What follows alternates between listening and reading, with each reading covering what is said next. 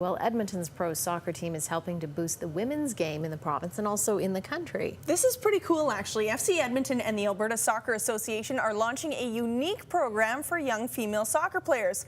Just the second of its kind for Canada. Ultimately, it will be another shot in the arm for the national women's program, a team that is ranked 7th in the world. The women's program has done so fantastically that it needs to keep pushing in order to retain that. And in order to keep Canada headed in the right direction in the women's game internationally, nationally, and at the provincial level, FC Edmonton and the Alberta Soccer Association have launched a regional performance centre for girls between the ages of 14 and 16. An elite group of 20 players have been scouted and will take part. It will be a huge boost for female players in Alberta and may lead to the creation of a pro women's team in Edmonton again. I'd love to do that. I've wished we could do that from the very beginning, but one step at a time. The fact that Canada is hosting the Under-20 World Cup and then in 2015 the Women's World Cup, I think the timing of this is fantastic. The Regional Performance Centre will get rolling September 9th. As most people in Edmonton and around the world know by now, Friday marks the 25th anniversary of the trade, the day the Oilers did the unthinkable by trading Wayne Gretzky. CTV will have several reports this Friday on how people remember the biggest deal in pro sports and perhaps tell you some things that you didn't know. TSN is also running a series of special reports, and today it's all about Jimmy Carson, a gifted goal scorer who had the misfortune of being traded for the greatest player of all time. And the great Gretzky has a new home tonight. Traded to the lowly Los Angeles Kings. The Oilers will get a number of players and future draft choices. You just had a great year. You're part of a team on the upswing. You're renegotiating a contract. You just bought a house. You outfitted it. And by the way, you were just involved in the biggest trade in the history of sports. Now what?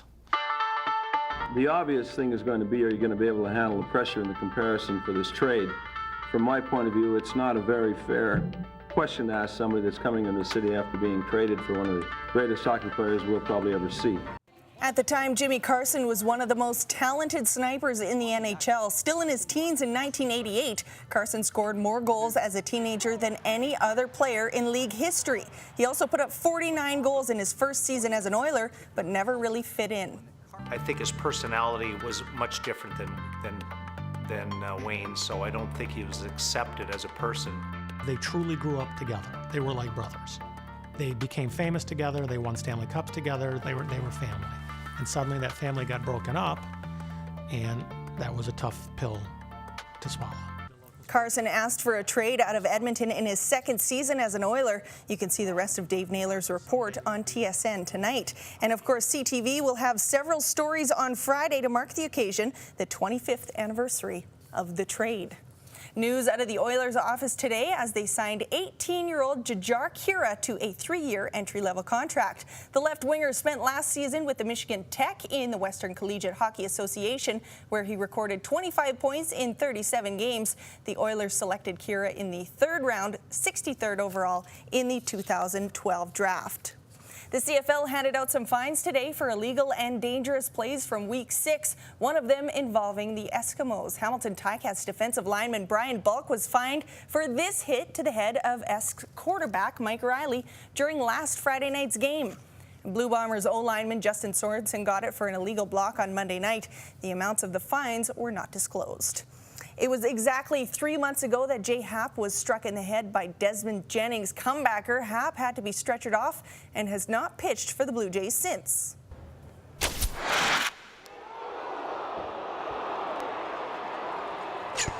Tonight, he makes his return. First inning, Nick Franklin finds the gap with a man on. Brad Miller will score all the way from first on the triple, 2-0 Mariners after 1. Now top of the second, 5-2 Toronto. Jose Bautista fouls one off the back catcher and then off the home plate ump Dale Scott. He'd finish the inning, but then would leave. Back to the action, 3rd inning. Edwin Encarnacion cranks one to left. That's his 30th of the year. Now in the 6th, Jays letting things slide, but still leading 7-5 until Justin Smoke brings in 2. That makes it a tie game. Mariners aren't done. Quintero takes it for a ride to left, part of a 6-run inning. The Jays fall apart, and that's all Seattle would need as the M's take it 9-7.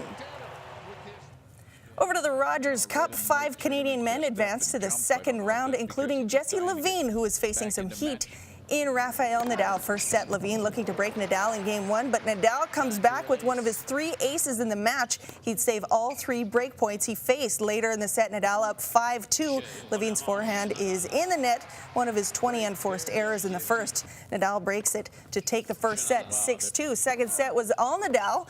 He took home 1 with an ace and then up 2-love. He takes the game with a service winner, up 5-love.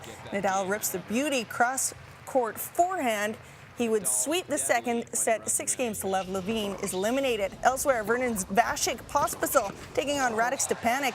Boy from BC is on fire. Look at that beautiful backhand winner. Pospisil won the first set 6-2, triple match point, and he closes it out with his 7th ace of the match. The people of North Battleford, Saskatchewan must have a little extra bounce in their step today after seeing a local boy become the first big leaguer from the province in more than 2 decades. Look at them. They're all talking about the pressure. The entire bullpen's out there watching him warm up. They want to see, hey, what's the new kid got? Twins and Royals. Andrew Alvarez makes his major league debut for Minnesota. His family on hand to watch, along with some fans from Saskatchewan. Bottom 3 picks up his first strikeout. It's one of 15 straight batters Alvarez retired. Alvarez faced the minimum through 5. He gave up just 4 hits in the game, finished after 8 1/3, picking up his first win in his first start. And the Twins won 7-0. And it just kind of all fell into place. It was one of those nights where things went. We'll let you go. Congratulations. Thanks a lot. I appreciate it. Alvarez delivers the first shutout in a big league debut since 2002. Oh, good for him. That's really exciting for his family there to see it, minus some shirts, but they were there. They were there. They were cheering.